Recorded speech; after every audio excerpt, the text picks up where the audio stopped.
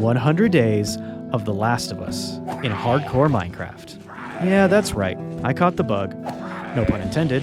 And since The Last of Us is now like the best TV show ever, and the remastered release is coming out for PC, I've built a Last of Us mod pack. Clickers, guns, and hilarious sidekicks, all included.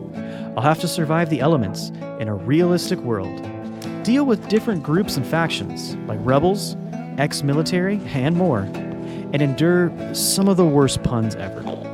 But if you've watched any of my videos, you could probably hang. So let's enter The Last of Us. Day 1. We wake up in a moldy, nasty hallway and, I see the cause of the pandemic. Oh, nope, wrong pandemic. Excuse me. I see outside that nature has reclaimed this city in full. From the roof, I see that the leaves are changing like a chilly Boston autumn day. The buildings are broken down and the forest has fully grown back. I grab a few eggs here, which is good, and then I grab some sticks. Now in this mod pack, I focused on realistic survival, so I'm using the Tough as Nails mod, so no punching down trees to get started here. I see my first little furry friend here. I'm definitely gonna have to tame myself a little pupper this playthrough. Maybe even call her Ellie? Or would that be too on the nose? Doesn't matter. For now, I'm gonna focus on getting gravel. It does take me all day to eventually find some, but I get a little bread, and more importantly, I do get the gravel, just as the sun sets. I'm gonna need this gravel to get flint. You need flint to make your first tools in this realistic world. But we do manage to get our first little flint shards, and I make our first flint knife, pick, and hatchet. And then I see them. The first zombie. I gotta say, the textures look really cool, but one little runner right here, not too scary. Still though, I'm gonna play it safe. I think I'm gonna stay away for now. And well, would you look at that? We made it through the first day. Good start. Now today, our big goal will be getting a little bit of food. I added Harvest Craft to this mod pack, just like any mod pack. Come on guys, you knew that. I grabbed some quick crops from these bushes, and I cut down a tree in one chop. No floating trees in this realistic survival world, but there are going to be some fruit trees, which is nice. And of course, there's also going to be dumb captains, which means the first creeper I come across blows up right in our face. The good news is, we found a little bit of coal right here. The bad news is that we have realistic torches. It's a mod that means you can't just light a torch and let it burn forever. After about an hour, they'll burn out, and you have to use flint to relight them, which is really bad when you're in the apocalypse. We find a little bit of copper, because I can't seem to find any iron just yet. And then I start to plan out how we're going to turn this little ruined dump into a castle. And step 1 is a diggy diggy.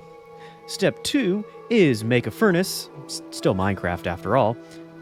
But weirdly, in this mod pack, you can't make a wooden pick or a stone pick. You can't break stone with a stone pick if you really think about it. But of course, you can make a metal pick. And for now, that metal will be copper. And a sword, and an axe too. And I've got a little spare, so maybe a little helmet to throw on top. I sure don't need any bites on my face. Then again, it can't get much uglier. And soon I try to go to sleep, with the zombie screams outside reminding me just why I need this armor. Day 3, and I can't take it anymore. I need water. But unfortunately, all I have is this dirty pond water. Luckily, I managed to get a little drink, and I don't feel sick. Yet. But eventually, I'm gonna have to find a way to get a reliable source of clean water. But that can wait. A zombie nightmare attacks us on day 3. They have 150 health, and they have super regen. With my little copper butter knife, no, I'm not even standing a chance here. Right now, it's just one guy in the middle of the day, and I can outrun him, but unfortunately, I just can't kill him. That means, because of that nightmare zombie, we're on the road again, and we're gonna have to find a new place to live. Hopefully, we don't have to go all the way to Jackson Hole. Now, being kicked out of our house might make me a little bit upset, but I'm way too happy when I have my new little sidekick. Good girl. Now, this is a proper Last of Us companion. This one doesn't even ask me probing questions about my past. I see this as an absolute win. Another win is when we find this lake. There's no infected in sight. It looks like we just might have everything we need to make some clean drinking water. But first thing, we're gonna have to find a shovel so we can dig up some clay. And just when I stop to try to make one, it starts to snow. Winter has come. Now, luckily, I don't have any temperature mods on, so I don't really need to worry about the cold, but the snow does mean that more zombies might start to spawn in. And just then, I find this little stone hut. I think this is where I should hide for now. I manage to switch the door open, and I get in. First thing, maybe the most important thing, is we find a lantern. This doesn't need to be relit and will never go out. Plus, this little hut ends up being way more than just a little hut. Turns out, it's the entrance to a whole underground city. Iron golems, there's blacksmiths, a little tailor shop here in the back, and it even looks like there's some abandoned corridors that have been lost. This closed off part does have some pretty intimidating zombies inside, but I'm not too worried about them right now, because I find this farm. Finally, some decent real food. Sadly, no decent company, only villagers down here. But hey, at least they're not zombies. I keep peeking around and checking this place out. They've got an apiary with bees, and a ton of craftsmen in every hallway. This might actually be a decent little home. In one of the boxes, I even see that shovel we needed. And I find myself this little area here, and I go to sleep. Sorry to hear, little kitty cat. I'm more of a dog person anyway. Nah, I love cats. Don't like whatever that sound is, though. You know what? Maybe I should head to bed. I start to set up a few little things in this new little dorm room. A furnace, we get a little bit of storage, but more importantly, I'm trying to keep this area safe. Speaking of safe, I make a flint and steel to light up all the torches. Down here, if they start to go out too much, then zombies will start to come in. Let's not think about that for right now. Let's get ourselves a drink. This water here in the farmland, it still is dirty though, and now I get poisoning from drinking it. You can only go 3 days in the real world without any drinking water, so at the very end of day 3, we're going to get a filter going. Luckily, I have everything we need, and we can craft up a quick water filter and get some clean water. And yes, we put it out here in the hallway where it is not inside my dorm and not safe. I don't know, does this count as foreshadowing, or am I just straight up spoiling it? But I don't really have time or space. I can only go 3 days without water, and I need some right now. I'm getting really, really thirsty. I quickly head to the surface, but this might be a bad idea, because I hear something up there. For now, this dirty water will have to do. I drink just enough to not get sick. That's pretty lucky, but our luck will run out. Then I head to bed. Maybe our pathway will be clear in the daylight? Day 4. And I head up to the surface, and sure enough, our luck did run out. Zombies don't spawn in the sunlight, but here, they don't burn up either, so we can't get any clay right now. A fat zombie. It's not quite a bloater, but still, no thank you. And what's worse is this time, when I try to drink some of the water, I do end up poisoning myself. I go into one of the blacksmiths, and I steal a little bit of armor. I'm gonna need it if I'm gonna get some clean water. So, I find a hallway in an abandoned part of the underground city, and I start to dig up. Stay here, girl. I'll be back. I hope. But, once again, I do get lucky. I pop right up next to the water. I manage to get some clay really quickly without alerting any zombies. And then, as the day is ending, I see that the entrance is actually clear. At least for now. I'm not finding out where they went. Let's get back inside. I use the clay, and I make a strainer, which I then add to the filter. Then I hear... Is that a bear?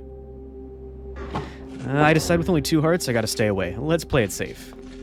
I do hear a villager getting hurt, however, and yeah, that's not good. I peek outside and see that an infected bear has run down the hallway, probably chasing one of the villagers.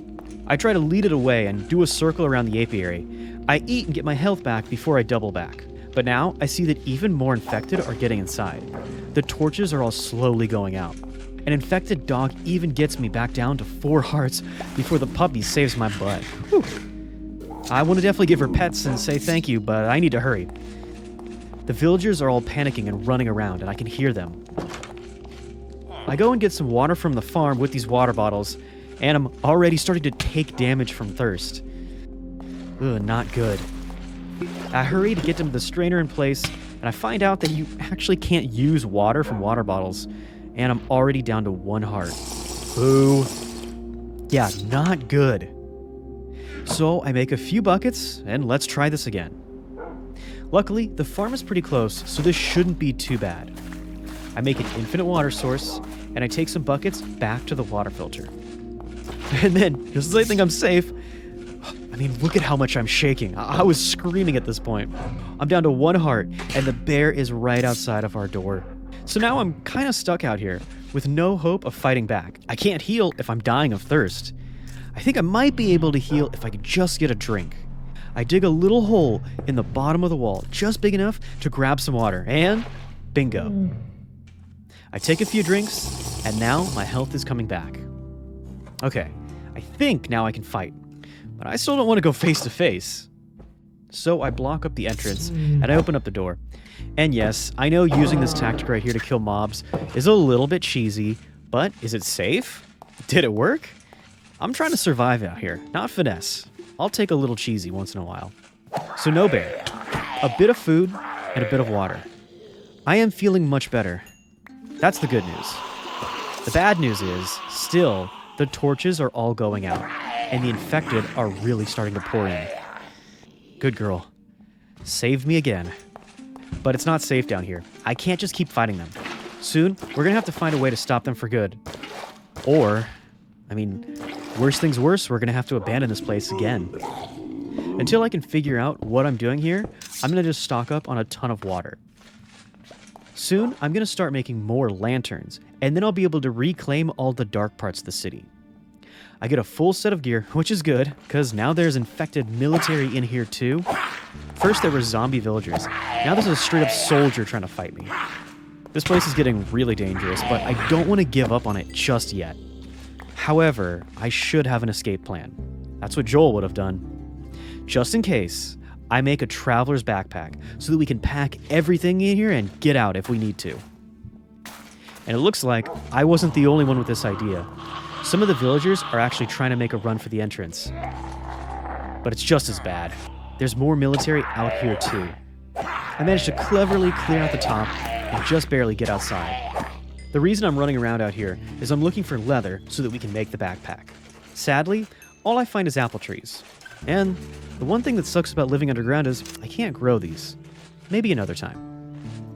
The sun is going down and we need to get back inside. And when we do get back inside, I see that things are getting really bad. This place is crazy with infected, and worse, all over the place. I accidentally even hit my own poor baby. Oh, seriously, every time I hit a dog in Minecraft, this like breaks my heart IRL. I actually feel pain for some pixels in a game right now. I'm sorry, girl. I make another flint and steel, and I start to relight as many torches as I can. At this point, I don't really know if I'm trying to save this place or just delay the inevitable. Either way, in the dark areas that have been blocked off, there's some cows down there.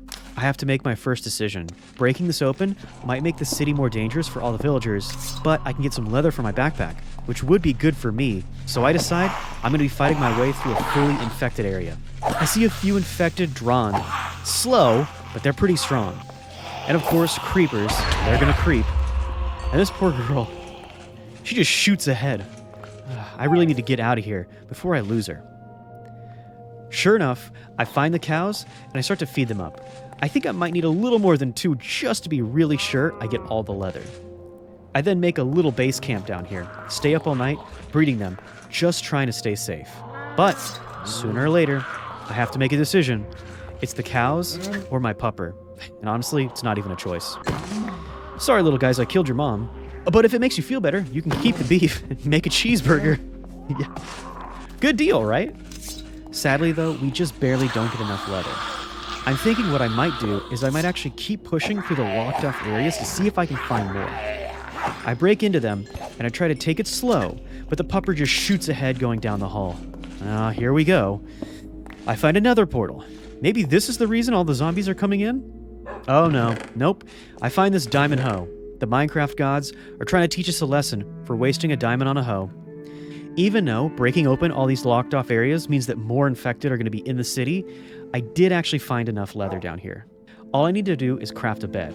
So of course, I use some yellow dye and I make a pea bed. Even at the end of the world, I still know how to keep the memes. And speaking of keeping hope going, me and this little girl are starting to make a good team.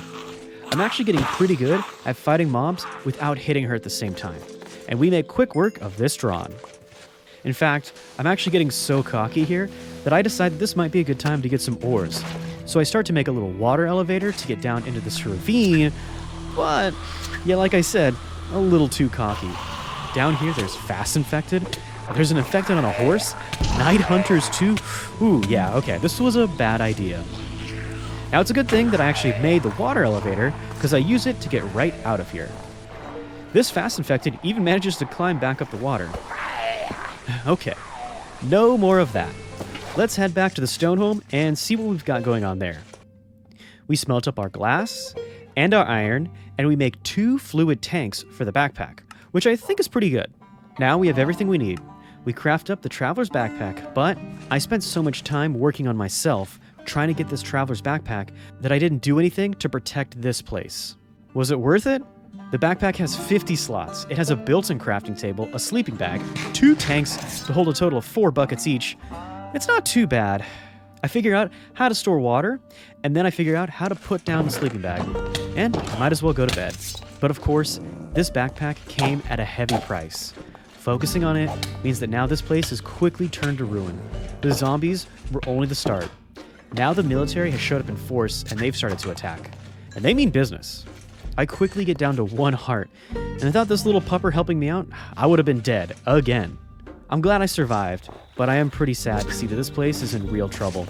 There's no villagers left, and the iron golem is almost dead. I start to head to the surface, but the zombies are already swarming up here. First, an infected, then an infected police officer, and finally, I see a night hunter. These are not good. He's stuck, so luckily I can kill this first one. I head back inside, and it's fully gone upside down here. Fast Infected shoot all over the place. I see a zombie brute. This thing is tough. I can't fight this. I need to hide from him in my little dorm. And I try to poke at him. I gotta admit, the dog now is doing most of the damage. I got another lucky break here. Alright, it's time. I pack up the backpack. I take everything valuable that I can, anything that fits. I grab as much water as I can. But just before I go, I fight my way down the levels to where the cows were. This is so stupid. I don't know why I'm doing this. I start to dig a path all the way up to the surface, and I see one of the villagers, what was a villager. I steal the last of the crops. They won't be needing them anymore. I grab some of the lanterns too. I just wish I could have had more. I lead the cows toward the surface. I don't want them to be trapped down here in the ruins, just because we failed. That doesn't seem fair. I make one last trip, and I get the bees out of the apiary too. This is a good time to show off this next little mod, Carry On. It's pretty cool. It lets you pick up and hold any block in the game, even a full chest. And it means I can pick up this beehive with the bees inside. I take it all the way to the surface and set it down under this maple tree. I block up the entrance, and I seal everything away. On top of it, I set up my bed. Then I go to sleep on the ruins of what was my home.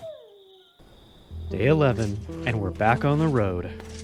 Now, I definitely want to hurry up and find a place I can call home ASAP, but at the same time, I don't want to go rushing into some trap. I gotta make sure that this little girl is okay after all. Speaking of trap, this first building has an infected in a hazmat suit trapped inside. Should have kept the receipt on that one, buddy. As I fight my way into this ruined skyscraper, I hear different infected, but I don't know which floor they're on, so I have to be careful. So, I need to move through each floor slowly and carefully. Each one of the different infected has some new trick that they pull. This fat one here seems pretty easy, but when he dies, he drops a parasite that jumps at my face. I jump into this water and try to move underneath the buildings. Luckily, this little puppy is not Ellie, and she can swim. We're not going to need a pallet to get everywhere this time. I get up to the surface, and I start to move out into the forest, but it is getting dark. Just in time, I find this new building, and I'm feeling pretty strong, but in this realistic game mode, I know that I'm going to start to run out of supplies if I don't hurry and find a good spot to set up a real camp. For now, that's going to have to be in this basement. Oh, nope, just kidding. I guess I'll have to clear this building out a little bit. Ugh.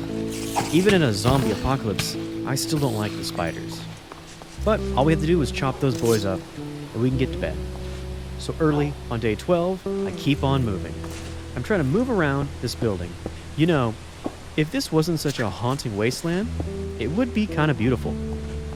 I look out this building, and I see that the building next to us has been sliced in half all the way through, almost 5 whole floors. Now, fungus doesn't do that, but I'm going to have to find out what did later. For now, I just found the most important item in Minecraft. A name tag. That's right, little one. You're finally getting a proper name. And I guess this one is the only fitting thing. Yeah, I like it. Now, don't go leaving me, or the symbolism would be a little too on the nose. That cute little nose. Well, as much as I like this area, there isn't too much left here for us, so it's time to move on. Then, my luck really starts to pick up. On the other side of this forest, I find a redwood tree and a massive cliff. I start to walk around it, and I find some more buildings. I start to climb in the buildings, and I think I can see a village in the distance, but at the same time, I see a zombie villager. Seeing this makes me think that I'm headed to an abandoned mob village, but I see some smoke coming from it, so maybe there are still some survivors. Or maybe it's a trap. I look up, and I see this beautiful redwood cliff surrounding the entire side of the village. Then, as I move in, I see lanterns, good sign, and sandbag barricades. And eventually, I see armed guards, survivors. Soon, I see a ton of villagers and guards in this place. Or's Rest, I guess is what it's called. More than just a village, this looks like a thriving settlement. This place might just work. Either way, I'm getting pretty thirsty. I'm going to stop here and get the filter set up no matter what. I immediately fill it up with some water, and while it's doing its thing, I think I'll take this time to go exploring our new home. I find a chef named Boar, kind of a sad name, but okay, and he's willing to buy some food dishes. Ooh, cha-ching. The farmer in me is smiling. But let's get started on that tomorrow. I see that the sun is going down. Time to go to bed. But just before that, I see firsthand how capable this town really is. It's so much safer than the stone home. The infected here don't stand a chance. Tonight, I'm gonna sleep a lot easier. For once. Day 14, and I meet the mayor, and he's willing to give us some quests. I'm hoping, in turn, he might even welcome us to the community, and maybe even let us use some of their guns. So I take the very first quest, to kill 5 mobs with a melee weapon. Fine by me, it's all I have. What's not fine by me is this brute. This is not worth the fight. A 400 health bar that I can barely even dent. I try to run, and soon I see that he's chasing me. I lead him into this water, and the entire town starts lighting him up. By leading mobs into this lake, right next to the town, I can trap them while our friends rip them to shreds. Now, I might not get credit for this kill, but I don't care. I just want to not die at this point. And more importantly, I want to keep Hope safe. And I even managed to time this last attack just right so that I do get credit for the kill. But Hope isn't looking too good. Yeah, let's not try to do that again. You know what? Maybe being a zombie hunter isn't my thing. I know farming is. So I head out and I grab some crops. And I start to look for ingredients for our food. Although I still need to keep an eye out even in the sunlight for more zombies. I decide to play it safe and head back inside as night falls. And give Hope a little bit of food. Poor girl. Day 15, I go to the mayor and I get my reward. No guns this time. Still not part of the tribe, I guess. That's okay. Day 16, and I'm rudely woken up by this little monster. And this is why I don't have kids. So if bounty hunting might not be my thing, let's stick to farming. I have an inventory full of crops, and I start to fill the pond with dirt to make our farmland. Let's see exactly what Chef wants. Well, bacon and eggs, and beef jerky, that's going to take animal products, so that might not be our first dish. Potato soup and a garden salad might be something to fill our stomachs in the meantime, though. So we start correct and put down some potatoes, like you do. And then we get some peanuts so that we can make cooking oil eventually. Then I go back to check what else we should add. I see we have green tea on the menu. I have no problem with that. So just before the night comes, I plant some tea leaves and some spice. Isn't that right, Hope? Good girl. This place is pretty safe, and I kind of forgot that I should probably still be going to bed every night. But just as I'm fighting the zombie, I take a little damage. Was that from the guards? Anyway. Day 17, and now it's time to plant the jute. Jute is a summer crop that can grow and turn into string. Now we can't make food out of it or sell it, but some extra string could really come in handy. I see that one of the villagers sells loyalty, but I don't have any need for that. After all, I've got you, Hope. And now, I've got some red dye. But before I leave here, I probably should make sure that this wall is fixed up. I don't want our new home to be in any danger. Now, I needed that red dye to make red wool. And I need that red wool so that we can make a market stall. This will help us get any crops that we might have missed. And a new friend plops on in. Welcome to the end of the world, buddy. Sadly, unlike in Pam's Harvestcraft 1, you cannot buy livestock spawn eggs. In Harvestcraft 2, we're going to have to go out and wrangle us some animals from the wild, so that we can finish those last few recipes. But before we worry about that at all, let's focus on what we've already got. We set down some furnaces in the chef's house and start to cook up some clay. Clay is a big part of making Harvestcraft utensils, but you guys already know that. We craft up a pot, and with said pot, we can make our first little treat. Green tea. Ah yes, Captain is happy. And yes, I do sell most of it, but I still keep a hit so I can get high on my own supply.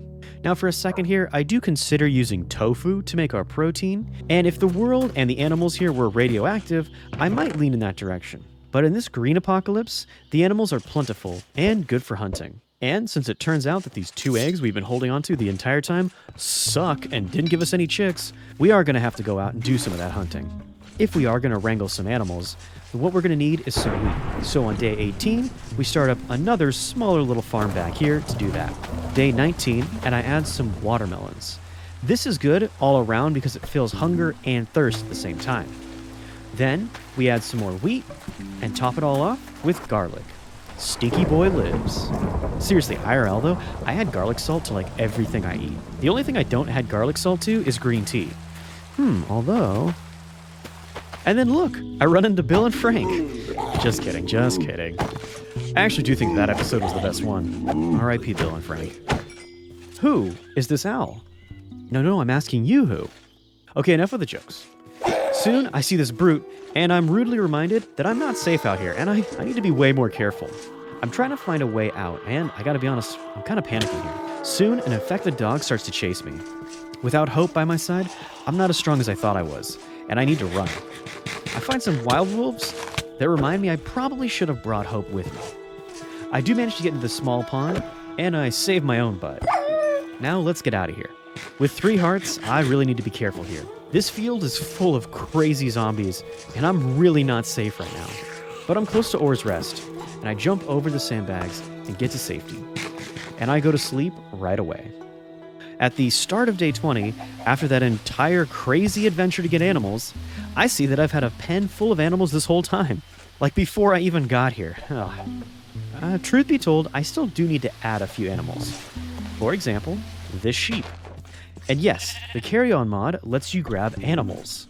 I'm going full Irish here, and I'm stealing this little sheep. No, just kidding. Is that racist? Is that racist against Irish people? Anyway, I'm not sure. Well, whether I'm canceled or not, we get this big boy back into the barn. 1 more sheep steal, and now we have a set. We breed them up, and now with all this work, I'm already feeling like I'm making a positive impact on this settlement. Now, we're definitely going to need some bacon for those bacon and eggs. And of course, because we know Ellie loves bacon. But what I don't like is crowds, and this place is getting pretty packed. So let's head to bed. Even though this pen is definitely getting pretty cramped, it would be a crime to leave this poor little piggy all by himself. After all, this world is lonely enough as it is. So we plop this little cutie down in here too. Feed him some potatoes, and then we head to the bounty board. Even with all the quests I've been doing and the cooking I'm helping out with, I still don't feel like I've been accepted as part of the group here. This is where the bounty board comes in. You can do quests for the town and get some extra rare rewards. This first bounty board though, it's all full of like stonework and Look, I know Minecraft is all about the miners and the builders, but I guess I'm on Team Builder because going and getting a bunch of rocks just sounds like a hard pass to me. Now with 2 chicks and a 3rd one on the way, we have a full Noah's Ark situation going on here. And with that all done, I can go to bed happy. Isn't that right, Hope? I never get tired of saying it, but good girl. Day 22, and I decide instead of doing that stonework, I'm going to be getting into some cooking. I can make some stock in a pot, and then use that to make potato soup. Hey, you add some cheddar on top of this, maybe even a little bacon bits, and It's like my third favorite soup. And it's the first most valuable soup to Boar, over here with a full 4 emeralds each. Now, on to, well, less exciting dishes if I'm being honest, garden salad. Now, if I was a responsible YouTuber, I could tell you guys to listen to your parents and eat your vegetables, but after all, I'm not your dad, and you are not my daughter. Oh man, that scene crushed me. That was the worst part by far. Okay, I'm not crying. And we're moving on to happier things, like feeding the moo-moos. Then less happy things like killing the moo-moos. We're going to use a pot and turn some fresh water into salt. With this, and a cutting board, I can make some beef jerky, the perfect post-apocalyptic food. Now I know you guys are probably all thinking, I could focus on just making one dish and get like 1,000 emeralds, but the completionist in me just isn't okay with that. I want to get one of every single food item, which let's work on that tomorrow. Day 23, and I think these poor animals could use a little more room to roam. So I take some time and I expand up the pig pen here. And while I'm here, we get some eggs, and now I have enough to make bacon and eggs. Then I actually head down here to the chest next to Boar, and I start to put one of each dish in here. Kind of like a little trophy chest, if you will. Like I said, only non-bread left, which means we're going to need some cooking oil and yogurt. I didn't know that Nan needed yogurt to make. Well, you learn something every day. Now, what I did know is that Nan needs dough. In the script, it actually says like needs. Anyway, we can take some more water here from the lake and make some more salt. But I'm not staying up all night to do this. I'm not dying over some gluten. Day 24, and we turn some wheat into flour with a grinder. Then we can use a mixing bowl. Salt, water, and flour all in a mixing bowl, and you can make some dough. Then we use a rolling pin to make that cooking oil out of peanuts. Do not try that in real life. I don't think that's how you make cooking oil. And finally, we just need some yogurt. And this is actually kind of nice, because no animals need to die to make this one. We can milk the cows all day, no fuss, and hopefully no pus. And soon, we can put the milk in a saucepan to make yogurt. So we're done. I turned this into Boar and... Nah, I tricked you. I'm going to bed first. Day 25. A quarter of the way done, and we should definitely be a proud member of the Firefly-ish, not the same as Fireflies for copyright issues, rebel group. I mean, who could say no to a perfectly fluffy piece of non-bread? Not me, and not Boar, that's for sure. And with that, we officially crafted up all 5 of our menu items, and we are the best farmer in the town. Oh, okay. Fine. I'll harvest some garlic and make a garlic garden salad. If you can even count that as a food item.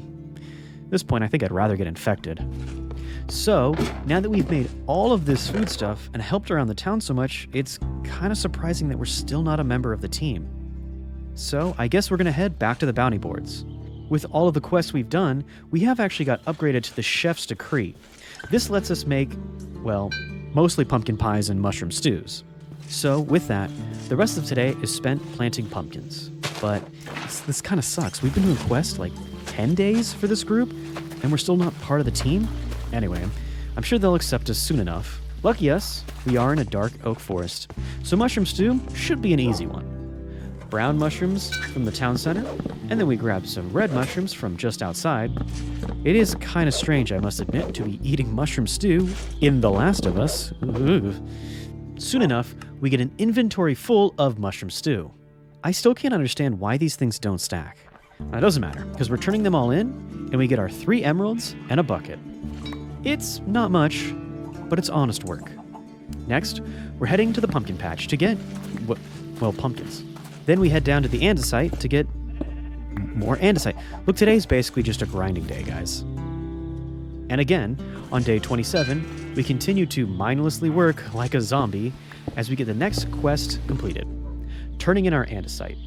As a reward, we get some lime terracotta, which I guess is kind of cool. Then, on the next quest, we turn in some of the pumpkins, and we get another Emmy and a bucket. Well, Hope, we might not be a rebel, but we're still a pretty good farmer. Day 28, and we make another farm. This time, it's for beets, so that we can make sugar, which we will use to make some pumpkin pie. I gotta say, between pumpkin pie or pecan pie, those might be my favorite desserts. That and your classic chocolate chip cookie, but those are top 3 for sure. Anyway, now I'm really hungry. We spend the rest of the day getting some eggs, and just kind of hanging out here with the animals. At least they accept me. Of course, the whole town doesn't love the smell, but that's just business as usual. You still love me, right, Hope? Right? Day 29, and I see that some of our cooking contracts have expired, which does make sense if you think about it.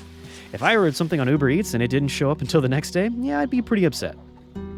So, we get right back to making some fresh bounties until, ta-da, we get a decree, which is essentially a level up in the bounty board world.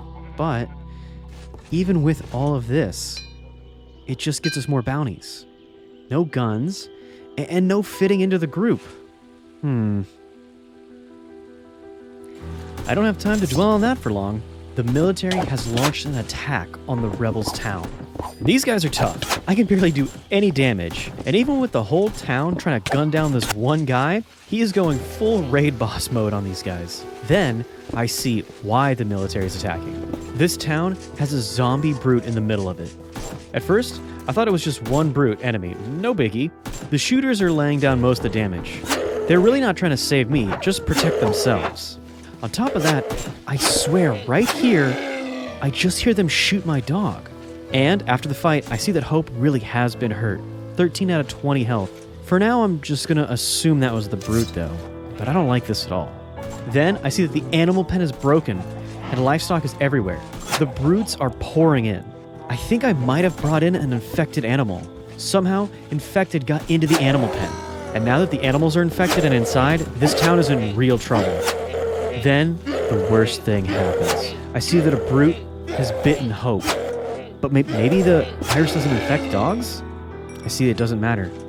I'm not going to get a chance to figure out what's really going on. Because I see the rebels have taken and killed Hope. They didn't give me a chance to do anything. They just killed her. I look through the animal pen, and no infected. I don't even know if it was me that brought them in. I didn't even get a chance to try to find out, to try to help Hope. I didn't even get a chance to say goodbye. I've done so much for this town, only to have them immediately kill Hope, without even trying to find the truth. And I can even see a hole in the wall. Maybe that's how they got in. Maybe that was the problem.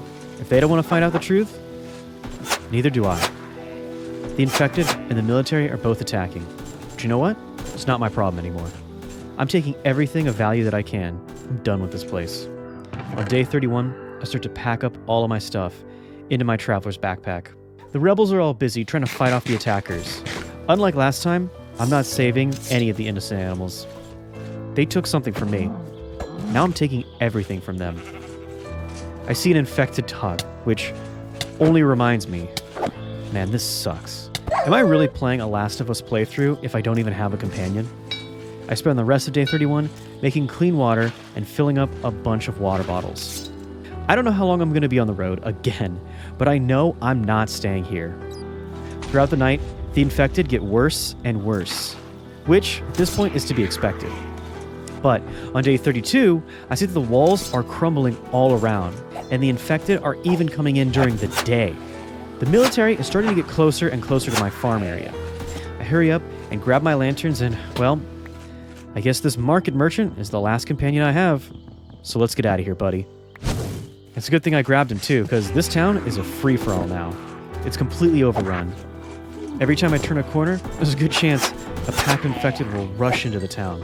And at night, I see how dark and how lifeless the fading Or's Rest has become.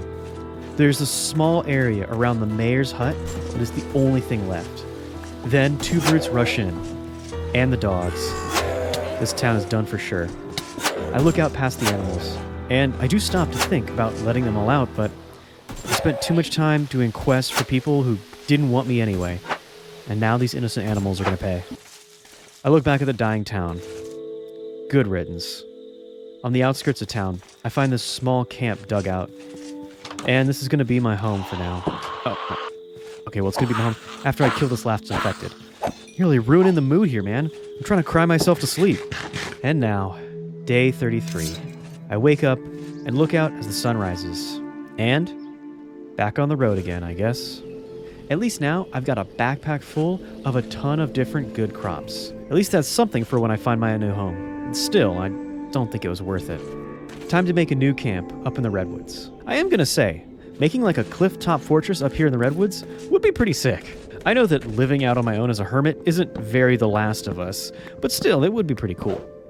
Okay, I don't know what's coming next, but I know for right now, I definitely want to spend some time collecting some redwoods here.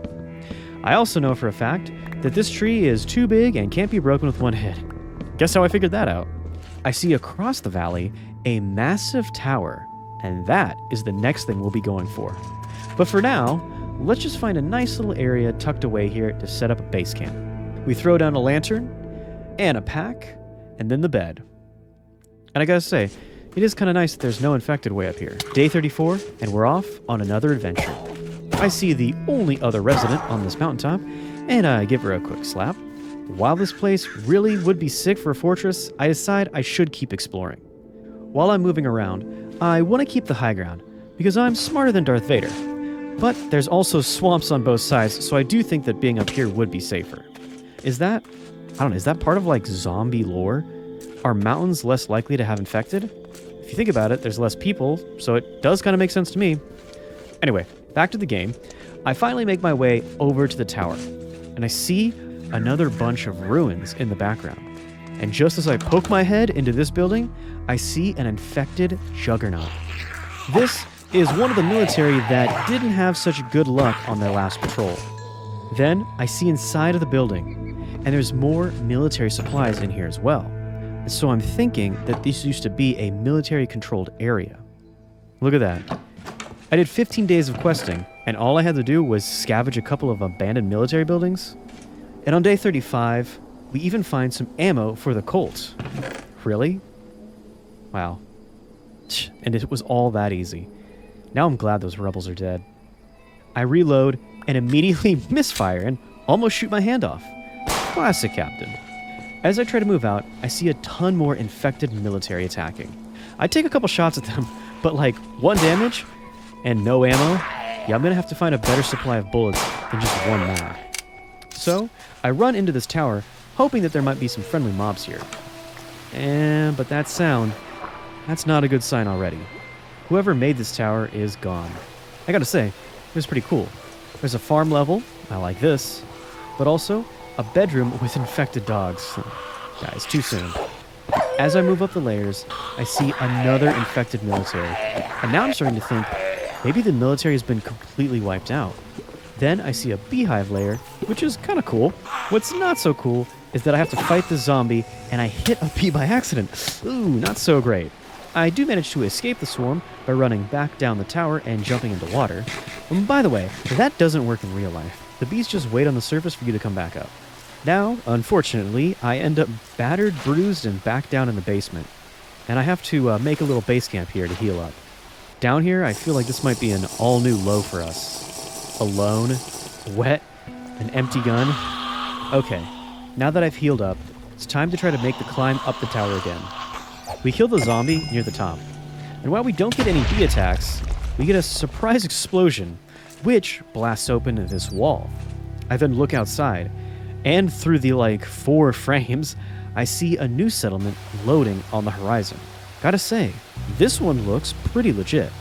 So on the start of day 36, we get up and enjoy a world with more than 2 frames. I had to restart my game there, but at least it's watchable now. We're gonna move on to that next settlement. And I try to poke my head out. I say try, because the zombies outside are no joke. I look out and I carefully, slowly try to cut myself a path. I see a ton of zombies are crowding all over this place. I'm gonna be honest, if this settlement up here is hostile, I'm pretty much dead. I'm accepting I'm gonna have to start over. But, not to sound too morbid, without hope, I kinda don't mind starting over. I then hear from inside what sounds like a war going on. Whew, look at these guys. Legit indeed. They kinda look like New Vegas veteran rangers. Well, whatever was in here, it's gone now. I peek upstairs, and I see that there's some survivors holding up in the safe area. And while I don't love the idea of being another slave to a group, the sun is setting, so This place seems like it's the safest in the wasteland. I head down the hallway to be processed, and I see that they have a whole bunch of old-world food rations stocked up. As a farmer, I am not a fan of this, but I'll learn to adjust. It's kind of a random red block right there. I head up to the next level, and I see a mob cage with a doctor named I can't pronounce. You know what, let's just call you Doc. Then, just next door, I find a mayor, which makes sense.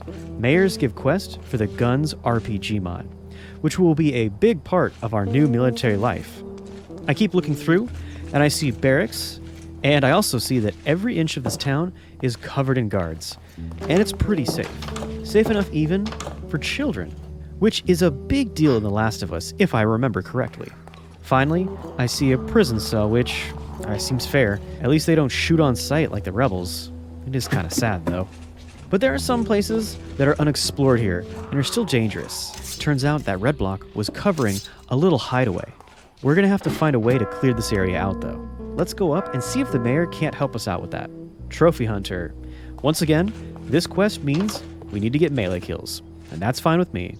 So we head out the front door and begin our first job in our new life. The very first place I go is the building next to us. I wanted to see if there's anything else here. Honestly, I'd kind of hoped that this would be another part of the military, but no. More ruins, just like most places. As I move through, I see a ton of infected police and military zombies. This place might have been just like the military quarantine. Once maybe, a safe space, but, well, let's just hope that those last few buildings don't get overrun too. Sadly, as I'm fighting my way through all these buildings, these guys are a lot tougher. I need to run and find new ways to kill them, like breaking halfway through the buildings. Some of the zombies are hiding in walls, and I have to try to get a little bit tricky to kill them. That makes these buildings as helpful as they are dangerous. It's kind of like a maze down here. That night, I see the shining light of the quarantine zone, and I start to head home. One last little pup. Still so mad about my dog.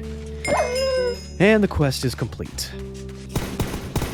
As I get close to the front door, the guards once again cover my entrance. And I feel like I have a safe space here in the ocean of danger.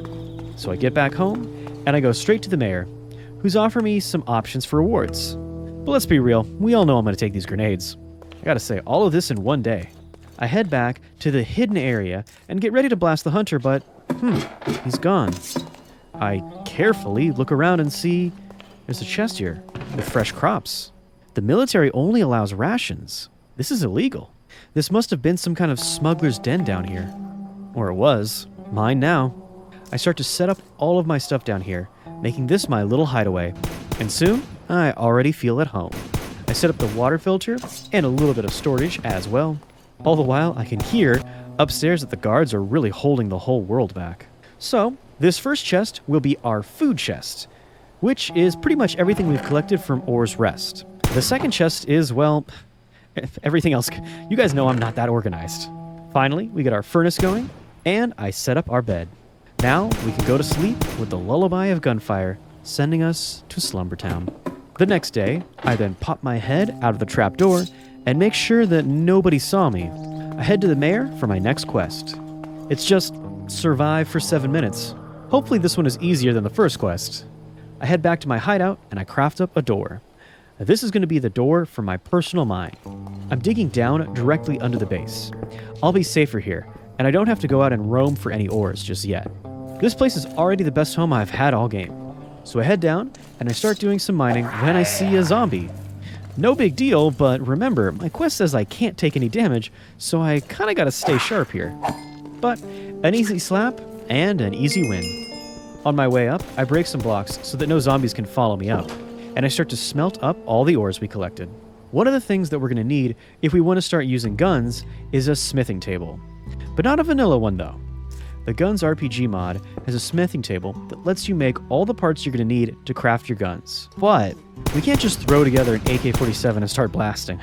Like I quickly found out right here, you need to level up by getting kills to unlock each gun. So we're going to have to head out to grind for that. For now though, let's go turn in our quest and see if that helps us at all. 30 pistol bullets, that's a good start. I'll take it. But before we go grinding, I take a look at our skill tree and I see the RPG part of the gun RPG mod. For right now, we've only unlocked the ability to make gunpowder and bullet casings so far, but I'll take that too.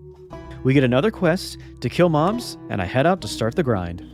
But I do make the decision to stay close to the base. Now, admittedly, some of the kills will be stolen from me, but it's definitely a fair price to play for some extra safety and support from them shooty boys up top. And this is a smart move. Now, going out here with a sword that only had like 3 hits left, not such a smart move. So now I have an iron axe against waves and waves of some pretty tough zombies. So it's a really good thing I ended up staying close to the base this time. I get enough kills to get to level 2, and only need 1 more to finish the quest. Then, a Rat King comes. This is one of the most dangerous infected in the Last of Us mod pack, and I cannot kill this guy by myself. In fact, I can barely stay alive with all the guards shooting at it, but barely. The whole town manages to weaken it enough so that I can kill it. I even get the credit for it too. And back at home, I am getting a little bit lonely. I decide to get my trusted friend back. At least I have someone to talk to now, even if he doesn't talk back. I then head back outside, and I find that in all the chaos, the mobs dropped an Ocelot Traveler's backpack. Pretty good. Now we have 2 backpacks. But even better, we have some agave, so we can start our tequila. And now that we can take a few tequila shots, we can start to feel like a real gruff daddy. Now throughout the entire quarantine zone, there is no dirt, and they're not just going to let me throw down another farm. But maybe we can find a little hiding space to grow some. I dig out a little place here in the wall, and I start to throw down a little extra dirt. I start to plant my agave, and I gotta say, I kind of feel like a dealer here. This is getting a little bit out of hand. But seriously, we aren't going to be sloshing back any tequila anytime soon. So what's the real reason we got the agave? Another fun harvest craft treat is that you can grow agave and turn it into sugar. And with the Guns RPG mod, you can use bone meal and sugar to make gunpowder. Nice. Okay, let's head to the mayor and turn in this last quest. We get a little bit more ammo. I swear, when I get my first gun, we are going to be loaded. It's a good thing too, because I see this, a clicker. They're starting to come out. A clicker is by far my favorite zombie/infected of the genre, I think. An iconic monster, to be sure. Even though it's been captured, it's down to 1 HP and behind bars, still so creepy. Yeah, now that I think about it, maybe we should craft up a little extra ammo. Next, we can craft wooden ammo, which doesn't seem like it should be a thing, but okay. We're crafting up everything we can for like 10 minutes, and on top of that, we get another free 60 rounds. But just to take a break from all the guns, we do make a small spot and add some watermelons down here in the hideaway. At this point, everywhere I go, I'm putting watermelons. It's just so great that they're low maintenance and they cover food and water. I would grow some apples if I could, but not down here. I'm really liking this smuggler's den. It's looking good. So tonight, we're going to head out and try to grind some more levels. During the day, we can grab some ores and some coal. But as soon as night comes, we start our bloodthirsty killing spree, starting with this drown, and soon ending up with these military patrols. I don't know why they're attacking me. Maybe they've misidentified me. But hey, I gotta defend myself, and now I can't leave any witnesses, so either way, pretty quickly we get to level 3. Perfect. We can keep going all night, and we get halfway to level 4. Day 42, and soon the sun is coming up. And I'm not sure we're going to have too many mobs until tomorrow night, but that's okay. So we head back home, and I see that right next to the agave garden, I kind of sorta try to make an XP farm here, but this creeper is making me a little too scared, so nah. Sadly, I look at the skill tree, and even though we've leveled up, it hasn't opened up anything. At this point, I'm thinking that I'm going to have to get all the way to level 5 if I want to even start to unlock anything. We're going to keep on grinding until day 43, we finally get to level 5. Zombies got in. Did I leave the door open? Oh well, my bad. Anyway, I don't care now because I checked my skill tree, and sure enough, finally I've got something to be excited about. Now, finally, we can craft up gun parts. This is the core component of any firearm. So, I start to craft up all the iron-heavy parts.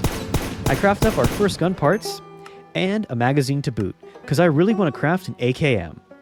I even craft up the wooden stock, which is too bad because Yeah, I find out I need the AKM skill. So I go to check my skill tree, and I see good news and a bad news. Bad news is we're not even close to unlocking the AKM skill. Good news is we can already unlock the M1911. That's a great start. A pistol is better than, well, I don't know, throwing rocks for sure. But we get more bad news. Because I definitely did use too much iron on the gun parts that I didn't need. So on day 44, we yearn once again for the mines. So I go down here and spend about a day trying to grab some iron. We get back to our base on day 45. But I'm way too preoccupied with smelting down my iron, making a gun barrel, and finally making the small iron stock. And with all that, we can finally make our very first gun, the M1911. And, look, the Guns RPG mod is a little, well, it's kind of not finished. I actually have to use another mod if I want to reload the gun. I don't know why, but every time I try to fire the gun, it automatically jams. But no biggie, that's okay. I'm just going to limit myself and not use any guns before I unlock them, so no cheating. Besides, I got nothing to complain about. I'm pretty happy with what I got going on right here. I quickly get to testing out our sexy new little toy, and I gotta say, it's pretty fun. Now, although our quest requires it, I sadly can't get any headshots because it's a different mod. But I don't really care. After all, this gun is shredding through vanilla mobs, no problem. Now we just need to see if it can deal with the Last of Us style infected. So, I head out that night, and I start to look pretty good, but I ran out of ammo pretty quickly.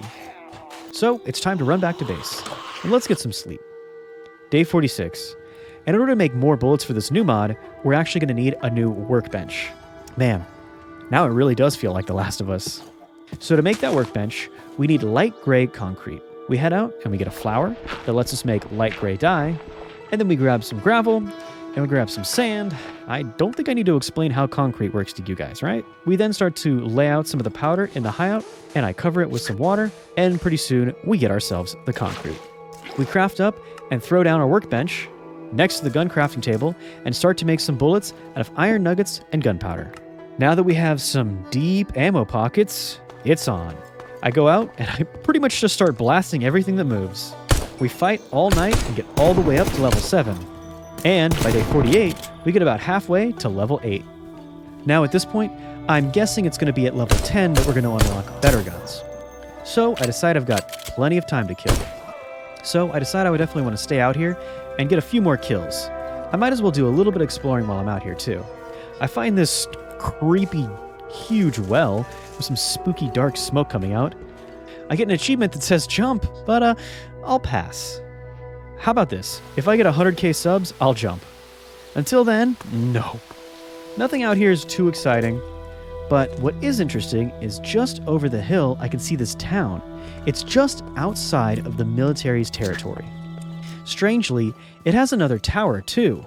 Well, we all know what happened to that last tower.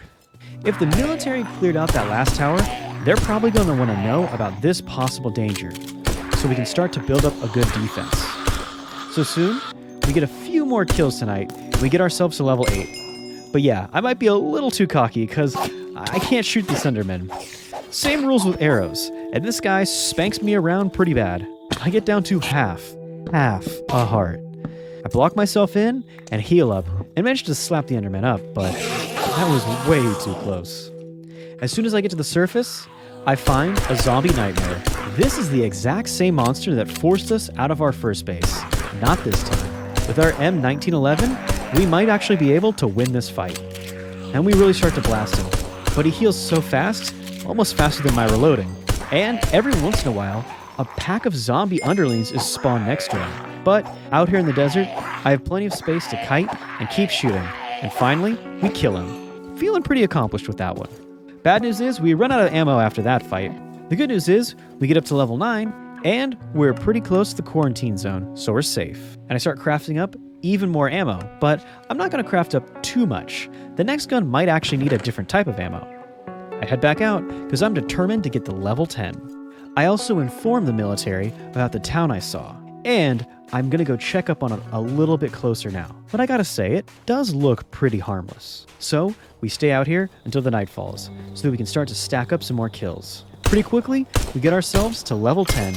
And sure enough, when I check the skill tree, we get a new gun, an MPU-45, which is basically a small submachine gun. Perfect. So we head home just as the sun is coming up so that we can go craft up this new gun. Boy, little did I know. As we get back to our base, it turns out we've been caught. A guard is holding us and this poor guy hostage. So, looks like for the next 50 days, we're going to be playing from behind bars. But hey, if it means I don't have to lose another companion, now what am I supposed to do? Besides, I've got the same diet in here that I do in real life. I'll make it work. I eat my canned meat, non-specific, and head to bed. Okay, let's see if we can't figure out how to get out of here today. One of the guards says I can get out of here and keep all of my contraband, my gear, and my companion if I neutralize that village that we had found. But I can't leave any witnesses. I have to kill everybody. Don't worry if you guys can't hear me or if he didn't say it in the text. He said it. He definitely said that. That's what we're doing. Because I'm not losing another companion, or I'll really end up alone. So, they let me free. Now, we get all of our stuff back, and we can craft up our new gun. Great, right? Well, we still have a guard down here watching over us, keeping the merchant company. So I guess we really don't have any options. I still don't have enough iron to get the new gun. So, we run into some ruins, and I start to collect the iron items that we need. I run into this military zombie, and I gotta admit, it feels extra good to kill. We take a drink, and then we make a little camp here and head to bed. As I go to bed, I find myself wondering, should we even go back? Day 52, we get up, and I might be free, but I don't feel like it. I start to get some copper, but I still need to keep roaming and find more iron. I use the copper to craft up a copper pick, and pretty quickly I do find some iron in this little cave. I then find another soldier. I don't know if he knows who I am or not, but at this point, it's shoot on sight. I see that he was scouting out. After I kill him, I then see what it is he was scouting out. Sure enough, he was looking at another village, Canalen. And now, all the pieces start to come together. I see that the military has been systematically wiping out every group around them. I'm just wondering how long until they send me to attack this place. I continue to move around, collecting resources for my next quest, and start wondering, maybe I should just leave everything behind. I try to get some sleep in this next building, but all I have is nightmares. Day 53, and I head out, and I find some iron, but it's just pretty much a wasted day, if I'm being honest. That night, we get a few more kills, but I need a place to sleep, and well, the best place to sleep is in the village that we have to attack.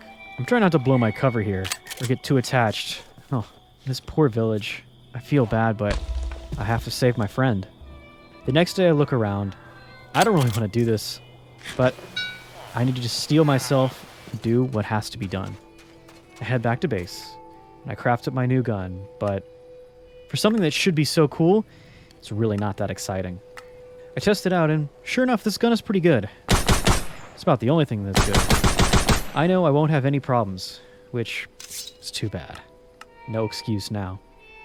This gun does in fact take a different type of ammo, 9x19mm. So we craft some up, and I take one last look at my friend. Yeah, I remember. He is worth it, but this feels worse than killing a hospital full of fireflies. I get some sleep, and then on the start of day 56, I guess I have to do this.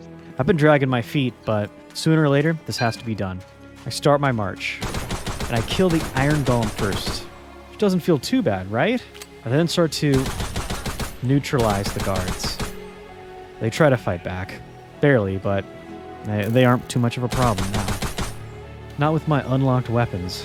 And speaking of, I find some guards hiding down here in the moat of the tower. So I use my grenades to, well, put these little guys out of their misery.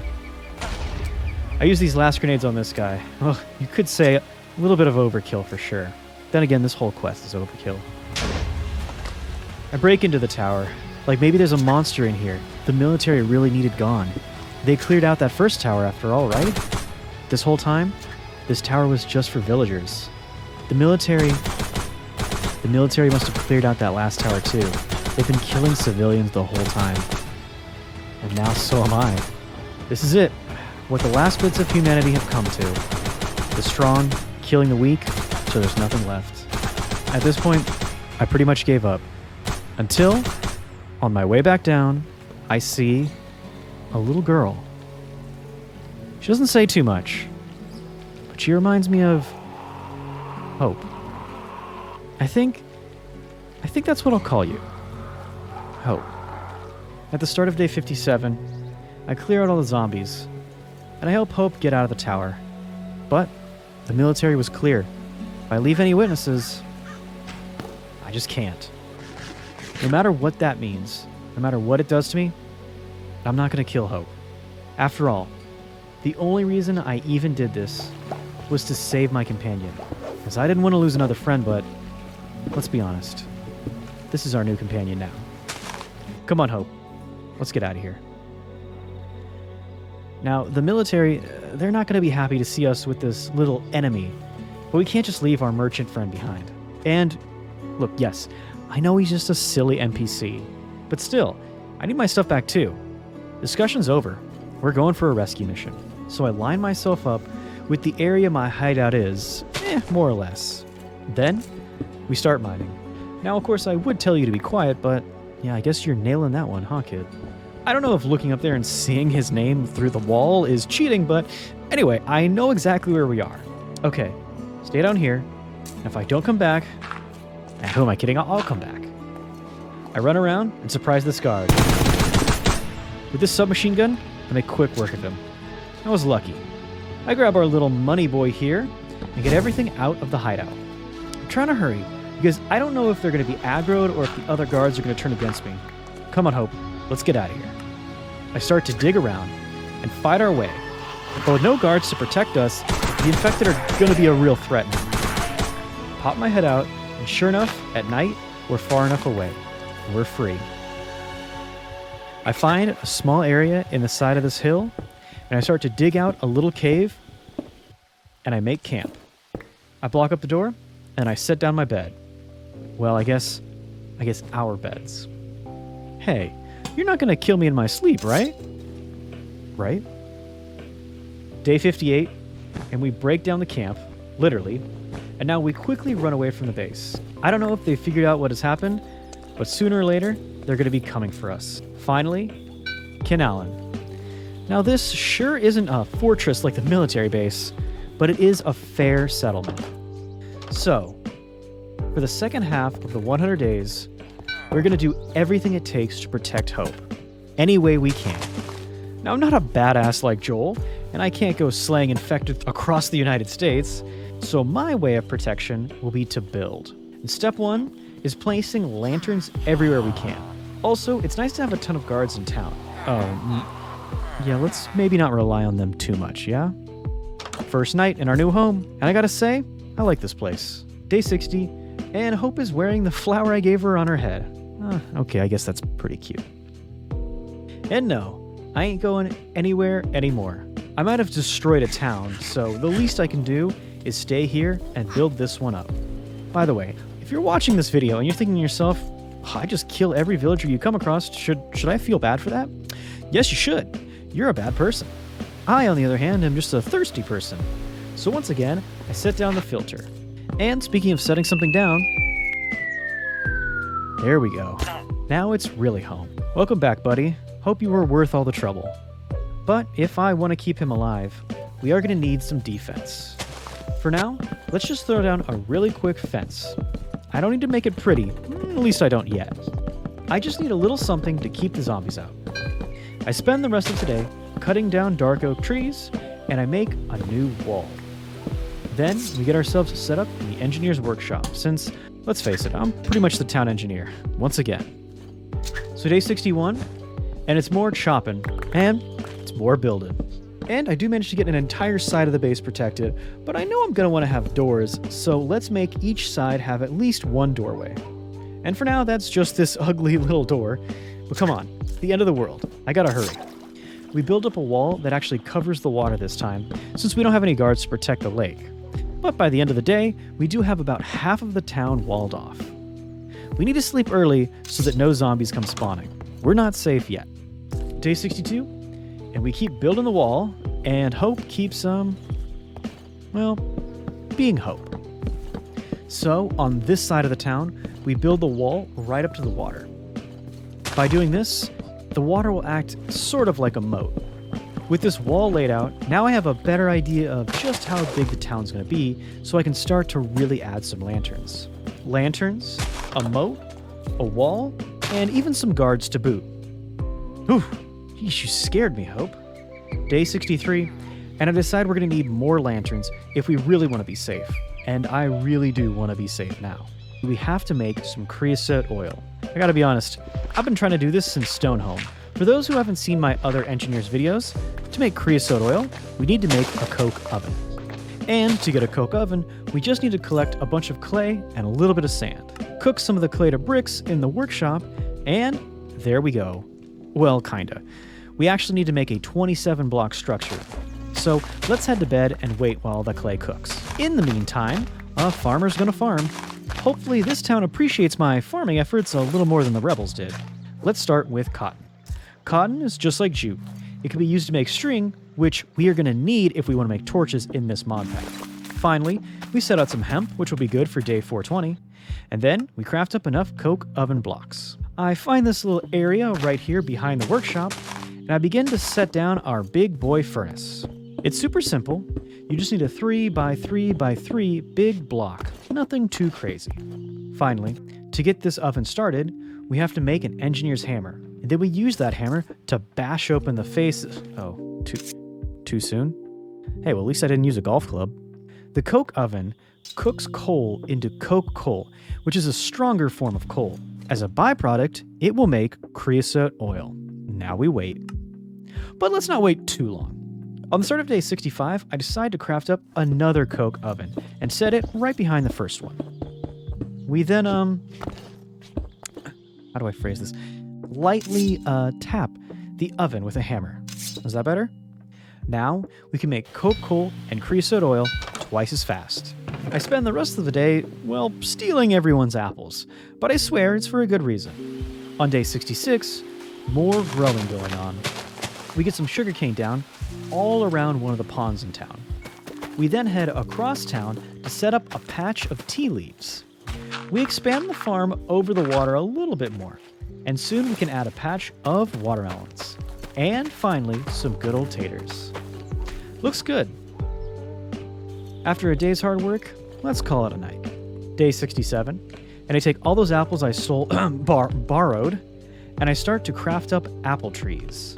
Personally, these are so good, I almost think of them as a little cheat. Harvestcraft lets you make fruit trees, like this apple, which give a ton of water and hunger. We get our first bucket of creosote oil, and then we turn some cotton into string, and then into wool. And with one bucket, we can make 12 torches. Which means finally, on day 67, we're making torches. Something normally you do on day 1. Even these torches will go out in an hour if we don't make them into lanterns. So we do. The rest of the day, we spend getting more creosote oil and making more lanterns till we have a pretty good supply. By day 68, we craft up a book, and then we can combine the book with a stick to get an engineer's manual. I'm going to be using immersive engineering because just like Jackson Hole in The Last of Us, I want to have electricity for my townsfolk. The method we're going to be using to make electricity is going to be a water wheel. Maybe we can even watch a movie when I'm done. But let's not get our hopes up. Get it? Get our hopes? Anyway, back to work. We need treated wood, which we can make by coating wood with creosote oil. Treated wood is needed to make the water wheel. On day 69, my number one goal is to get wet. Sadly, my stick is getting a little out of hand. My sticks are so big, they've already filled up my inventory. But soon, we're ready to make our water wheel. And we will in fact get soaked. Okay, I'm really stretching here. This is the best I can do for day 69, guys. We're headed to the nether. Now, stay here, Hope. In the nether, there's no girls allowed. I know you want to fight, but no. I promise I'll be safe without, and I just fell and broke my leg. That's not a good sign. Okay, let's head to the nether and see what's going on. Now, unfortunately, when I first get into the Nether, I see that there are some of the strongest zombies I've ever seen, and they are coming in huge numbers. Sadly, the Guns RPG mod makes the Nether just impossible, and I'm not risking 70 days in this, so I actually turn off the Guns RPG mod right here. Besides, the military days are behind us. With it off, we can easily get some magma blocks, and we get back home. Now let's go to bed and get this meme of a day over. I spent all of day 70 getting all the mats ready so that we can craft up the blast brick. I then see that, only one chicken. I swear we had two. Ah, there he is. Just like the 2 eggs we found at the very start. It's too sad to see one chicken be left all alone. Speaking of left alone, where's Hope? I start to set up the blast brick to make the furnace on the opposite side of the path from the coke ovens. I then slap it up with the hammer as well, and then I throw my iron in. No surprise, the blast furnace runs on coke coal, so it's a good thing that we've been making a whole bunch of it this whole time. So the steel making process is slow, and it only gets you a few bars a day.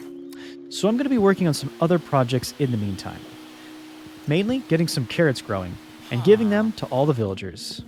In Kinalan, we really are all kin. All in.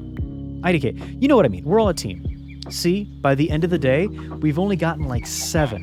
Whew, so it's back to the carrot farm before I lose my mind. On day 72, I'm realizing that most of the villagers I'm trying to breed aren't here. I hope they're not dead. Luckily, I find out that they're actually been hiding this whole time. And I actually find out why they did this. And it's because, well, I guess they didn't trust me at first. Kind of makes sense. Now the reason they hid underground is because this is what they're used to. They also came from an underground stone city. This is where the villagers hid at the very beginning of the outbreak. This underground place is where the villagers hid during the outbreak. It's for sure seen better days, and it's a good thing they didn't try to stay down here forever. I decide to head back to Hope. She doesn't really like to be left alone. Now, personally, I think just leaving her here would be a whole lot safer, but she really wants to come with me, so I just can't say no. We expand the farm a little bit more that night, and then we head to bed. Still, don't really understand why Hope would want to follow me around, but okay. The extra farmland is for more carrots. More carrots means more villagers.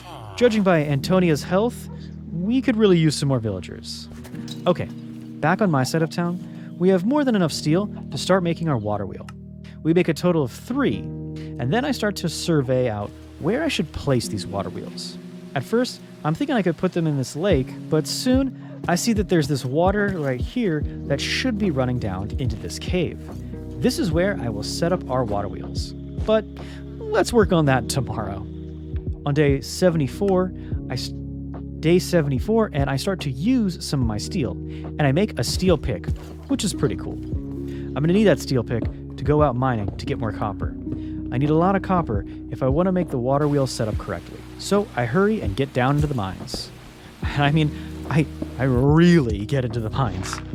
I'm getting iron and copper for a total of 2 whole days. More importantly than just a bunch of ores, I had a lot of time to think. Hope, you are tough, and you can put up a fight. I decide to give her my very first gun, but just for self-defense. I gotta say, I kinda already regret this.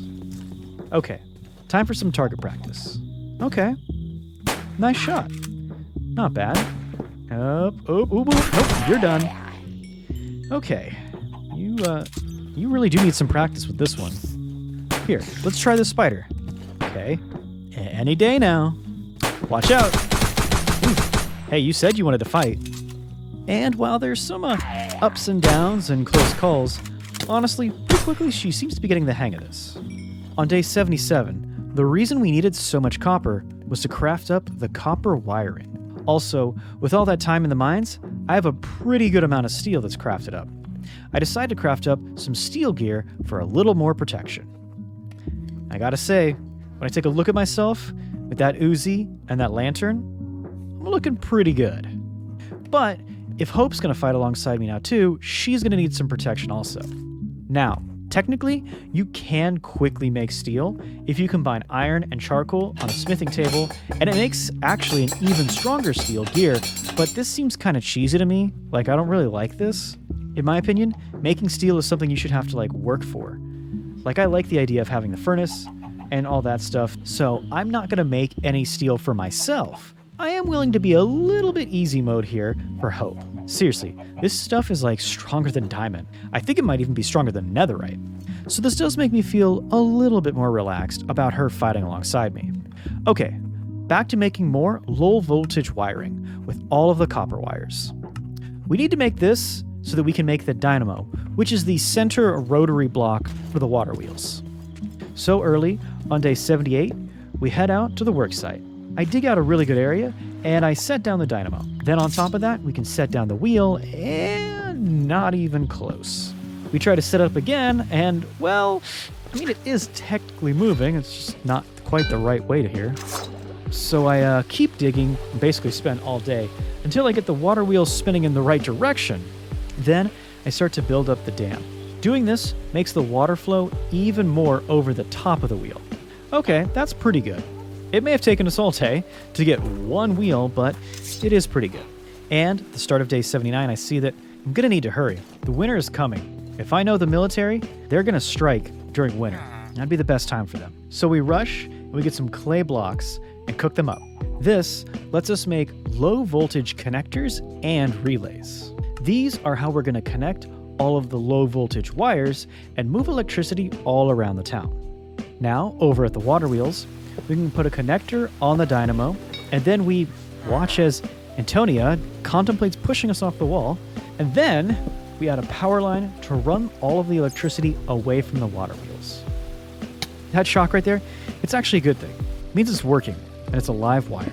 I start to do a little bit of work underneath the wheels so that the water will start to flow underneath the wheels, making even more power.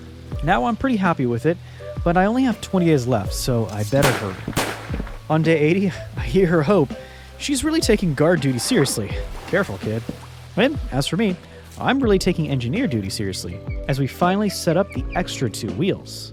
This should give us a ton of power. Beautiful. And no radiation either. I then spend the rest of the day tweaking this, perfecting it so that it's completely optimized. And it looks like Hope approves. But she definitely does not approve of these skeletons. Get him, kid. Oh, and you just shot Hope. Now you've gone too far. You're dead. But just when I think I'm dangerous, I see that, wow, Hope is savage. Let's head to bed, where she wipes everybody out. Day 81. And I'm going to get one of my favorite machines, the Crusher. Anything that can double your ores makes me pretty happy. But it's going to take a good chunk of steel, so let's see. Redstone block, good. Steel fences, I think we need 9. 12 steel scaffolding. What? Am I going too fast for you? I'm not your tutorial. Keep up. Oh, okay. Never mind. Looks like I can't even keep up with myself because I've run out of iron. I can't finish all the light engine blocks. That night, I smelt up all of the iron. And it's a good thing I got a lot of it too, because I'm going to have to actually make 9 hoppers to go on top of everything. Finally, by the end of day 83, we have everything we need to make our crusher. Ooh, including our own personal bodyguard. Careful, Hope. Oh man, it hurts me to watch her take damage. I start to set down our steel scaffolding. That's when I realize that this green rain is an acid rain, and it's hurting me. Not too dangerous, just kind of annoying, honestly. So, we then set down our 5 engine blocks on the first level, with another 3 in the back on the second level. In the center of the second level, we set up our steel fences with another light engine block right dead center. In the front, we have our redstone block, and then we put the very last light engine block. Now, we just need to find the right spot to tink it with the hammer, and there, look at that. I plug the connector into the back of the crusher. Then, I just have to run a wire right over to the water wheels. Now, all we need to do is to put some raw ores in the scary crushy top part right here. Oh, right, forgot the on switch.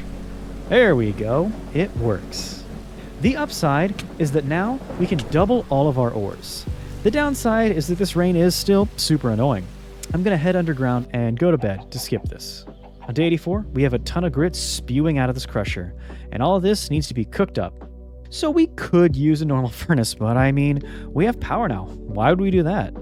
I make a few gears, copper, and a tin one.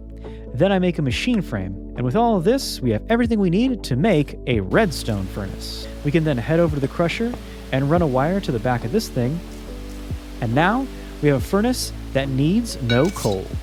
Finally, we can add a chest on top, and now when we fill this with all the grit coming out of the crusher, we can double our ores. So I throw all of my ores in the top of the crusher, one by one for some reason. Not sure why I'm doing this, but you know what? I'll take it. Anywho, job well done. Let's get some well-deserved rest. See? Even Hope agrees. Day 85, we move over all of the grit, but the crusher and the furnace are not the reason that we made the water wheel setup. No. I start to get a ton more wood for the next project, the biggest and coolest one yet. I use the logs to make these palisades, a decorative block from another mod. With these, I can cover up all the walls of Canallen. First of all, this makes this place look even better than Jackson, if I might say so myself. So I get to work. These look much nicer. Now we can say that the vanilla planks are a good walkway with the outer palisades here for defense. But I'm not happy with just that. No. Because on each corner, and ever so often, we're going to place down some dark oak support beams. Just like when you're making a house, support beams like this add dimension and give life to the whole structure. And as I'm building, I have to say even this little corner right here looks pretty good. Much better than just oak planks. But I want to start to add some lanterns to the post next to the supports. This will be good because it'll light the wall up, of course. We don't want any mobs spawning up here. But also, it just looks really cool. And speaking of looking good, well, hello, you two. Okay, it's weird that you're staring at me. Okay, well, it is kind of weird that I'm staring at you. Okay, now we made this weird all around. Enough of whatever that was. Time to get back to working on our wall. I get all the way to the front, and now I want to start to set up a good front door. That's, well, better than just a front door. I get this little gateway set up. Oh, Hope, look at that. Looks like you're locked out forever. Nah, just kidding. Or am I? Okay, I continue throughout the night, and pretty soon, about 75% of the town is surrounded. And right around day 86, I get to this door right here, and yeah, I gotta say, this could definitely use some work. So boom, I get some work done. What do you say, Hope? Not too bad, right? I'm gonna take your silent stare as a yes. Now, this particular corner of the town does kind of suck, actually. The hill up here makes it really easy for zombies to get in, so I need to dig away a big chunk of dirt so they can't just cross over, and it does take a whole day. I work all night, killing and building, and it looks like we need to put a lantern right here. Thanks for showing me that. By the next day, we get another solid entrance gate here in the back, and I gotta say, these look pretty good. Finally, by day 88, I have the far side of the town all palisaded up. That's not a real word, but we're going with it. I make one last gate to the farm and crusher area, and now I'm gonna say this town is much safer. The population is growing, and even with this infected apocalypse at our front door, we're looking pretty good. I just need to add some lights to the top posts. Now, I've been working a while here, and we are pretty safe at this point. So I decided to spend a little bit of time with Hope, just apple picking, before the winter comes. On day 89, I head out to grab some iron, while Hope grabs some extra kills. I decide to grab some myself. And now I see that we only have 10 days left, and that's going to be just enough time to put my last big finishing touch to really make this town safe. So it is kind of not great that it takes all of day 90 to grind up the iron ore, but we do get like 3 stacks of iron grit, so worth it. We then get all of that into the redstone furnace, and we use a little bit of the iron to make a ton of lanterns. I then stay up all night putting down lanterns on all of the little posts around the wall. And we can stay up pretty late now since we're pretty safe at night. But still, we're going to bed because I'm sleepy. Day 91, and we're adding even more lanterns. In fact, we spend all of day 91 getting lanterns everywhere. We then spend a bit of that night cutting back trees in the same area we had to cut back some of the dirt so that zombies can't climb over. But once again, I think I'm getting a little too cocky here. Because outside of the walls, we are just as dangerous as we always were. And we get attacked. They're getting way too close to Hope. And I try to tell her not to fight. Just run away, and I'll deal with this. But she does not like to hear that. She thinks that I don't trust her, and she starts running away. Honestly, I don't have time to argue with her. I can't even chase her down, because I need to fight off these waves of zombies. I turn around, and she's gone. After the fight, I head home, hoping that she's here. She's not. I hear an explosion. I need to go to sleep to clear out all the mobs. Day 92, and I'm definitely going to have to craft up more ammo. I spent all mine last night trying to chase Hope. I don't even really know what to do today. I'm just thinking about Hope. Is she gone? Is she coming back? I feed the chickens. At least they won't leave me, right? I go back to farming because I'm hoping that'll take my mind off of her, but it doesn't. The next day, I have a plan. I'm going to get some piggies and I'm going to lead them home. And yes, I could use carry-on and pick them up, but I decide I'm going to take 2 of them at once using a carrot. We get them home, and immediately we start breeding them up. We expand the pen here too, because we're going to need a lot more room for animals. Head to bed, because after that debacle, I'm not staying up at night ever again. I head to the farm, and I get a little bit of wheat collected. I'm doing this so that we can head out again and get some cows too. And we're going to need these as well. I then carefully lead them down this hill and back into the town. I take them all the way to this brand new little pen that I have ready to hold them. And no, my plan is not to just collect a bunch of animals and try to replace Hope. It's more than that. Last time, to protect my companion, I went on a killing spree, but I've thought it out a little bit more, and this time I've got a better plan. Hopefully one that doesn't completely break my heart. And this new plan starts by getting the town even safer. This is the real reason that we made the water wheel. The real reason we need electricity. I get a power line set up and run a wire to the outside of the wall. Then, using relays, I can then run the wires to the outside of the wall. And I start to put a bunch of relays everywhere. We can run wires from relay to relay. By doing this, we create a copper wire in the place in the middle of the relays. Anytime anything touches this live wire, they'll take damage. So not only is the wall tall enough and strong enough to hold the zombies out, if the infected even try to get over, they're going to be cooked alive like some spicy portobellos. I keep working through the entire day, and now the night is coming. I know I shouldn't be out here at night, but I'm doing this for Hope. I gotta say, at night, with all the lanterns, this does look pretty cool. But let's be safe after all. Let's go to bed. Day 96, we start out feeding the animals and breeding them up. I am gonna need them for the last hope in, well, getting Hope. But then I start to lay out a bunch of the relays. After I set them all at least 15 blocks within each other, I can start to run the wires all the way down them. See? See how I'm doing it? Now I gotta say, we're looking pretty good. More than half the town is covered. But still, we should be going to bed. On day 97, just in case you guys still don't believe I ran all those wires, well, here you go. We're almost done, but we need to craft up a few more relays. And after we do that, late into day 97, we're almost done and have all the wires down. Just as the night comes in, I take a look around and snow starts to fall. Winter has come again, just like it did 100 days ago. But this time, we won't be alone. On day 98, we're almost there. I need to craft up just a few more wires. Then we run all the way to the back of the town. And finally, we get the entire town surrounded and wrapped in an electric fence. But the entire reason I'm doing this is to keep Hope safe. So this means we still need to find Hope. And a big part of that is milking cows. Now hold on, I know. Trust me, you'll see why. So we get some fresh milk, and then we run out and we get a little bit of wheat. Can you guess what I'm making? I get a ton of carrots and I throw them to all of the villagers. At least the town will be safe and thriving, even if I don't come back. We grind up some wheat into flour, then we collect some eggs while we're feeding the chickies. Now we can combine the flour, milk, and eggs and make a batter. But before we can finish up this recipe, we have to go to bed one more time. Day 99. Sorry, little piggies, but Ellie likes bacon.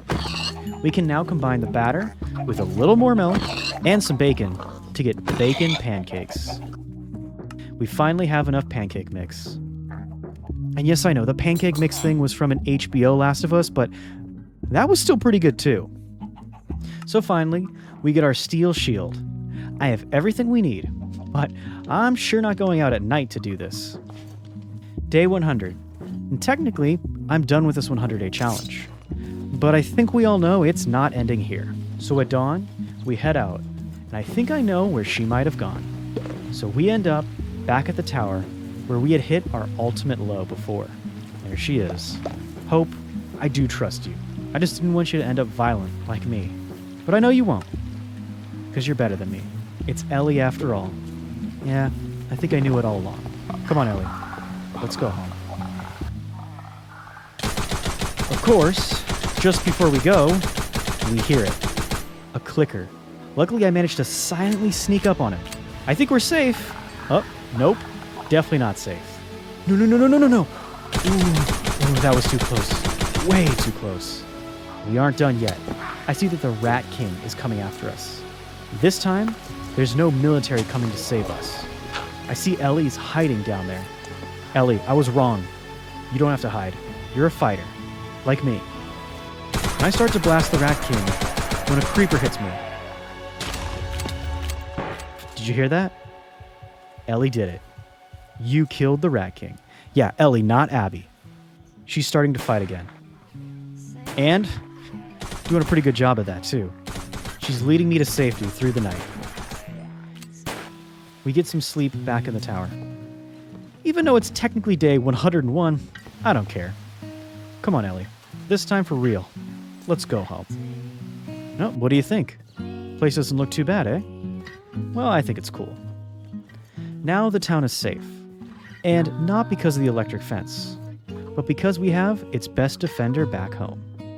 Now, if you guys will excuse me, I'm gonna go get myself some bacon pancakes. This made me hungry. Thanks for watching, guys. I love you.